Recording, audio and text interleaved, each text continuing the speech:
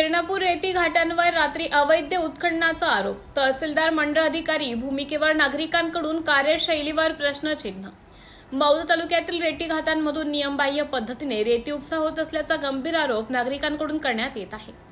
विशेषतः किरणापूर येथील रेती घाटांवर रात्रीच्या वेळी मोठ्या प्रमाणात रेतीची वाहतूक होत असल्याची माहिती समोर आली आहे. रात्री 10 नंतर सुरू होणारा हा प्रकार पहाटेपर्यंत सुरू राहत असल्याने महसूल प्रशासनाच्या मंडळ अधिकारी व तहसीलदार यांचे कार्यशैलीवर प्रश्न उपस्थित केले जात आहेत. तालुक्यातील 5 रेती घाटांचा लिलाव झाला असून अधिकृतरित्या रेती उपसा सुरू आहे. मात्र किरणापूर घाटांवर नियमबाह्य पलीकडे जाऊन मोठ्या प्रमाणात रेती उपसा होत असल्याचा दावा स्थानिक नागरिकांनी केला आहे. मंडळ अधिकारी राहुल भुजाडे व तहसीलदार दत्तात्रय निंबाळकर व मौदा पोलीस स्टेशन यांच्या आशीर्वादाने बुडतोय लाख रुपयांचा महसूल.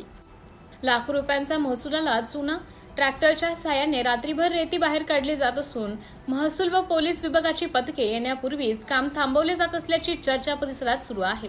हे घाट मौदा शहरापासून सुमारे 20 ते 25 किलोमीटर अंतरावर असल्याने संबंधित यंत्रणा घटनास्थळी पोहोचेपर्यंत सर्व हालचाली बंद केल्या जातात, असा आरोप नागरिकांनी केला आहे. त्यामुळे प्रत्यक्ष मोठ्या प्रमाणात रेती उपसा होत असतानाही अधिकृत नोंदणीमध्ये कमी प्रमाण दाखवले जात असल्याची भावना नागरिकांनी व्यक्त केली आहे. या संबंधात तहसीलदार दत्तात्रय निंबाळकर यांच्याशी नागरिकांनी संपर्क साधला असता नागरिकांकडून चुकीची माहिती दिली जात आहे असं त्यांनी सांगितलं. मात्र प्रशासनाच्या या भूमिकेमुळे रेती घाट संचालकांना अभय मिळत असल्याची चर्चा नागरिकांमध्ये रंगत आहे. तहसीलदार दत्तात्रय निंबाळकर, मौदा व मंडळ अधिकारी राहुल भुजाडे किरणापूर दरम्यान संबंधित प्रकरणाची सखोल चौकशी करून दोषींवर कठोर कारवाई करावी अशी मागणी परिसरातील नागरिकांनी केली आहे.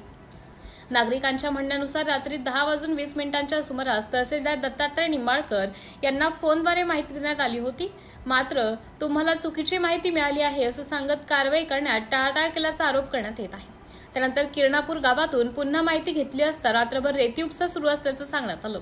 त्यामुळे प्रशासनाने तात्काळ कारवाई का केली नाही याबाबत नागरिकांमध्ये चर्चा सुरू आहे. तहसीलदार दत्तात्रय निंबाळकर यांच्याकडून काही नागरिकांशी बोलताना माझी कुठेही तक्रार करा, मला फरक पडत नाही अशा स्वरूपाची भाषा वापरली जात असल्याचा आरोपही त्यांनी केला आहे. तसेच महसूल मंत्री चंद्रशेखर बावनकुळे यांच्याशी आपले चांगले संबंध असल्याचं ते सांगत असल्याची चर्चा परिसरात आहे. मात्र या दाव्यांना अधिकृत दुजोरा मिळालेला नाही. सिटी इंडिया न्यूजसाठी जिल्हा उपसंपादक अनिल ढोलवार, नागपूर.